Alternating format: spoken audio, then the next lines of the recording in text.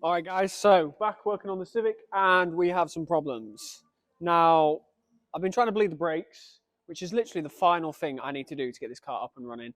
But for some reason, it's just constantly spongy. I've put like nearly 2 litres of fluid through it and all the brake system's all brand new. It's all new lines and everything. There's no leaks or nothing like that. It's just spongy. So, I'm pretty certain that my brake master cylinder is faulty. Now, the reason I think well, it's not technically faulty really, is basically the car's got bigger brakes and this is an original sized brake master cylinder for this Civic. Now, the size I need is this one here, 15/16, which is bigger, but the problem is this one here I've got is the bolt pattern where it goes on to the booster is slightly different, so that is no good.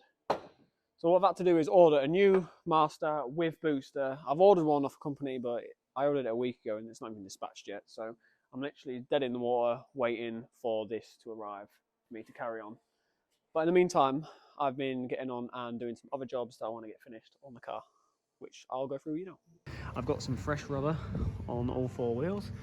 I've got some semi-slick tyres, so these are actually going to be able to put the power down. The other tyres are just not equipped for what we're going to be doing, and these things will be, and they look so much better. One of the things I'm about to do is change the tensioner because it was like rattling and shaking when I was idling, so changed that to a brand new one. I finally put my coolant sort of catch can in, so that's going in next. But the next thing I'm doing is changing these rubber inserts. These ones are absolutely solid and I've driven it up and down the estate and they're just awful. Everything vibrates. So I've got some new ones that are a lot softer and everything's going to be a lot smoother and nicer to drive in with this car. So in the mounts, this is what these look like, these rubber bushings. Now these are the genuine Passport ones and you can feel like they're very squidgy, but these ones here, you can't even flex them at all. So this is what I'm going to be changing in all 3 mounts. So this one here, the rear one and the side. These ones are the old mounts and like I can't even move them an inch.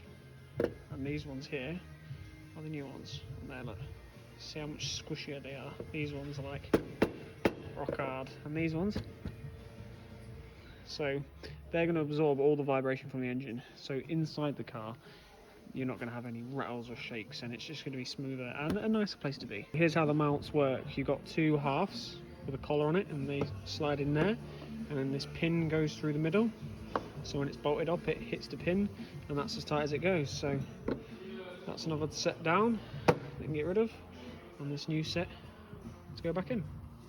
Other thing I've been doing is I've made this boot floor.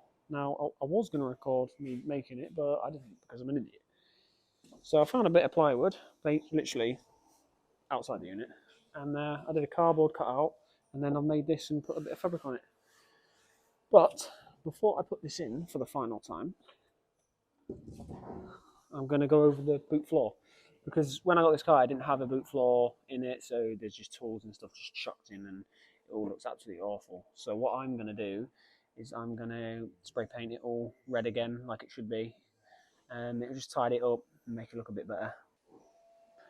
And just like that, the boot floor is all painted and looking a lot fresher, better, not scratched and all that. My shadows might are helping, but yep, that's all done. So just put the boot floor in now. Other good news, I've got my bumpers back from paint and I'm happy with them. Aren't I happy with them, doggy? Yes. You can't kneel down near this doggy. You come and think you want cuddles. Do you? Yes, you do. Right. Go play. So yeah, bumpers all back on, all done. I've gone for like the smooth finish on the front bumper and then just the number plate on the side. So I think it looks pretty good. So that's another jobbed. Another thing done on the Civic, the exhaust is all finished, courtesy of Luke. I've got him to put a bigger back box in the centre section as we can, so it's nice and quiet. And on the back, we've gone for like a 2.5 inch sort of tip. So the idea is that it is quiet and subtle. So yeah, I'll show you guys what it looks like with that on the floor.